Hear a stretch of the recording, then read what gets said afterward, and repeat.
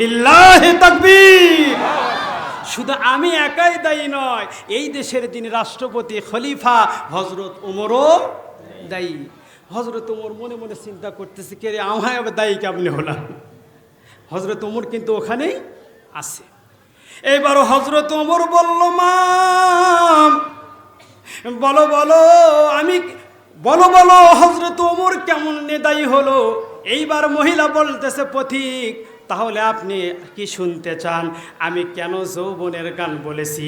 আমি আপনাদের কাছে প্রশ্ন করতে চাই, আমাদের কি শোনার ইচ্ছা আছে না নাই? আপনারা কি শুনতে চান? কে কে শুনবেন না হাত তোলেন। একেবারে এলাকার লোকেরা এত বোকা হলে হবে না তো। আমি বলছি শুনবেন না, কে কে হাত তোলেন। তার মানে আপনারা শুনতে রাজি আছেন? কে কে রাজি আছেন? দুই হাত তুলে আল্লাহকে দেখান। নারায়ে তাকবীর। সবাই একটু জিকির করেন, লা ইলাহা ইল্লাল্লাহ, লা ইলাহা ইল্লাল্লাহ, ও লা ইলাহা ইল্লাল্লাহ, লা ইলাহা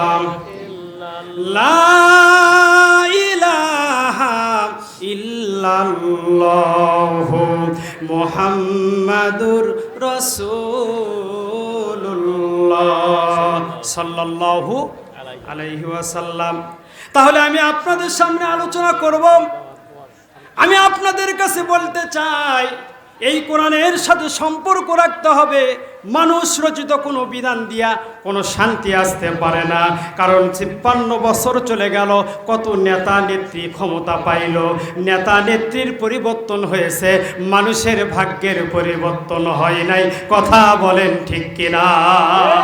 আমার বিশ্বাস, যতদিন পর্যন্ত এই কোরআনের আইন সংসদে পাস না হবে, ততদিন পর্যন্ত মানুষের শান্তি আশা করা যাবে। তাহলে আল্লাহ পাক এই কোরআন শুধু পড়ার জন্য আসে নাই, শুধু তাবিজের জন্য আল্লাহ এই কোরআন নাজিল করে নাই। এই কোরআনের মধ্যে আল্লাহ ৫০০টা আইন দিয়েছে, বিধান দিয়েছে। কয়টা? বাংলাদেশের বিধান হলো, চোর যদি চুরি করে তাহলে ৩৭৯ নম্বর ধারায় লেখা আছে, চোর যদি চুরি করে, অভাবে না স্বভাবে যদি চুরি করে, তাহলে তাকে ৩ থেকে ৩ বছর জেল দিতে হবে। আর আল্লাহর কোরআনের বিধান হলো, যদি কোনো ব্যক্তি চুরি করে, অভাবে অথবা স্বভাবে কোনো ব্যক্তি যদি চুরি করে, তাহলে তার হাত কেটে দেওয়া লাগবে। কি করা লাগবে? এখন আমি আপনাদের কাছে বলতে চাই, আজকে আমরা চোরের এত উৎপাত বেড়ে গেছে, আমরা যে বাহিরে স্যান্ডেল রেখে মসজিদে যাই, মসজিদ থেকে ফিরে এসে স্যান্ডেল পাবো কিনা তারও কোনো নিরাপত্তা। কথা কয় না বারে? কথা কোন ঠিক কিনা? কারণ আল্লাহর কোরআন দিয়া চোরের বিচার যদি একটা হইতো, আমার বিশ্বাস সাতমাথাতে যদি একটা চোরের বিচার হইতো, শুধু বগুড়া জেলায় না, উত্তরবঙ্গ চুরি বন্ধ হয়ে যেত। কিন্তু বিধান আছে কি ভাই? খালি কোরআন পড়ি, কোরআনের সাথে সম্পর্ক রাখলে হবে না। কোরআনে যে আল্লাহ ৫০০টা বিধান দিয়েছে, আয়াত দিয়েছে, এগুলোর উপর আমল করার দরকার আছে না নাই? আমার ভাইরা, যে কথা আমি আপনাদের সামনে বলতেছিলাম, হযরত ওমর যে আলোচনাটা করতেছিলাম, সেটাও আমি ফিনিশিং দেব। এইবার যে ৫০০টা বিধান আমাদেরকে মানতে হবে, তাহলে উপকার কি? ছোট্ট একটা ঘটনা আপনাদের সামনে পরিষ্কার হয়ে যাবে। ইমাম মালিক রহমাতুল্লাহ আলাইহির জীবনের মধ্যে পড়ে দেখলাম, ইমাম মালিক রহমাতুল্লাহ আলাইহির জীবনের মধ্যে পড়ে দেখলাম, তার জামানায় একটা মহিলা লোক মারা গেছে। পার্শ্ববর্তী থেকে একটা মহিলা তাকে লাশ ধোয়ানোর জন্য আসছে। লাশ যখন ধোয়ানো হয়ে গেল, এইবার পেটের মধ্যে প্রসাব পায়খানা আছে কিনা পেটের মধ্যে ঠাসি দেওয়ার পরে চিন্তা করলো, হঠাৎ ওই মহিলাটা পেটে ঠাসি দেওয়ার পর ওই মৃত্যু মহিলার রানের উপর হাত রেখে একটা অনুমান করলো, একটা আন্দাজ করলো, একটা অপবাদ মনে করলো। বলার সঙ্গে সঙ্গে এই মহিলাটার হাতটা লাশের সাথে লেগে গেল। কি হয়ে গেল? লাশের সাথে। যেই মহিলাটা গোসল করালো, ওই মৃত্যু মহিলার সাথে লাশের সাথে তার হাতটা লেগে গেছে। হাত আর খোলে না। দুপুর পার হয়ে যায়। এইবার সবাই মাসলা ফতোয়া নেওয়া শুরু করলো কি করা যায়, এই মৃত্যু মহিলাকে তো কবরে রাখতে হবে, কিন্তু জীবিত মহিলার লাশ কি হয়ে গেছে, আটকে গেছে, কি করা যায়। এইবার অনেক ইমাম সাহেব ফতোয়া দিল, একটা কাজ করেন, যেহেতু মহিলাটা মারাই গেছে আর জীবিত মহিলার হাতের নিচে যে গোস্তগুলো আছে সেই গোস্তগুলো কেটে হাতটা কি করা হোক, খোলা হোক। বলার সঙ্গে সঙ্গে ওই জীবিত মহিলার স্বামী বলতেছে, না, আমার স্ত্রী হলো নেককার মহিলা, পরহেজগার মহিলা, আমরা উপকার করার জন্য এই লাশ ধোয়ার জন্য আসছি, হাতটা লাশের সাথে লেগে গেছে, আমরা কি করব, আমরা হাতটা অর্থাৎ গোস্তটা কেটে দেবে এটা আমরা মানব না। হাত কি করবে না, ওরা মানবে না। এইবার যেই লোকটার হাত লাগছে ওই মৃত্যু ব্যক্তির স্বামী বলতেছে, আমার স্ত্রীর গোস্ত কাটতে দেব না। আর ওই জীবিত মহিলার স্বামী বলতেছে, হাত কেটে আমি আমার স্ত্রীর হাতটা উদ্ধার করতেও দেব না। কথা কন ঠিক কিনা? তাহলে এখন হাত খোলার বুদ্ধি কি জানার দরকার আছে না? আমার ভাইরা, দুপুর পার হয়ে যায়, সন্ধ্যা হয়ে যায়, কোনো ফয়সালা হয় না। সেই সময় মদিনার প্রধান বিচারপতি ছিলেন ইমাম মালিক রহমাতুল্লাহ আলাই। তখন সবাই ইমাম মালিক রহমাতুল্লাহ আলাইয়ের কাছে গেলেন। ইমাম মালিক রহমাতুল্লাহ আলাই বললেন, শোনেন, আপনাদের কোনো টেনশন নাই, ওই মহিলাদেরকে পর্দার ভেতর রাখেন, আমি আসতেছি, আমি এর একটা ফয়সালা করে দেব। চিৎকার মেরে বলুন মারহাবা।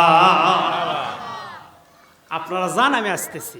আমার ভাইরা, এইবার পর্দার ভেতর মহিলা ইমাম মালিক রহমাতুল্লাহ আলাই পর্দার বাহির থেকে প্রশ্ন করতেছে, এ মহিলা, কি কারণে তোমার হাতটা লাশের সাথে লাগলো, বলো, তুমি কি কিছু করেছো?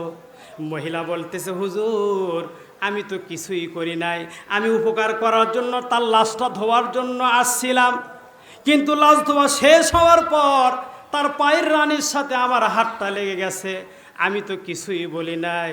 ইমাম মালিক রহমাতুল্লাহ আলাই বললেন, শোনো, আমার কাছে রাডার আছে, কোরআন এবং হাদিস আছে, কারণ কোরআন হাদিস দেখে আমার কোনো ফতোয়া দেওয়া লাগে না, কোরআন হাদিসের অনেক ফতোয়া আমার মুখস্থ আছে। তোমার কথার সাথে আমার অঙ্ক মিলতেছে না, কি কারণে হাত লাগলো, এর মধ্যে কোনো কারণ আছে। মহিলা স্বীকার হয় না। ইমাম মালিক রহমাতুল্লাহ আলাই অঙ্ক মিলাইতে পারতেছে না, মহিলাকে বারবার বলতেছে, না না, তুমি সত্যি করে বলো, তুমি কিছু করেছো। মহিলা স্বীকার করে না। এবার ইমাম মালিক রহমাতুল্লাহ আলাইহি বললেন, শোনো, আমার আল্লাহ পাক বলেছেন, ওয়াতাম্মাত কালিমাতু রাব্বিকা সিদকাও ওয়া আদলা লা মুবাদ্দিলা লিকালিমাতিহি ওয়া হুয়াস সামিউল আলিম। ইমাম মালিক রহমাতুল্লাহ আলাইহি বলতেছে, এ মহিলা, আমার আল্লাহ পাক এই কোরআনের ভিতর যত আয়াত নাজিল করেছেন, যত কথা বলেছেন, সব কথা হলো সত্য, সব হলো মাধুর্যপূর্ণ, এবং এই কোরআনের যত কথা আল্লাহ বলেছে কিয়ামতের আগ পর্যন্ত একটা কথাও কম বেশি করার কোনো সুযোগ নাই।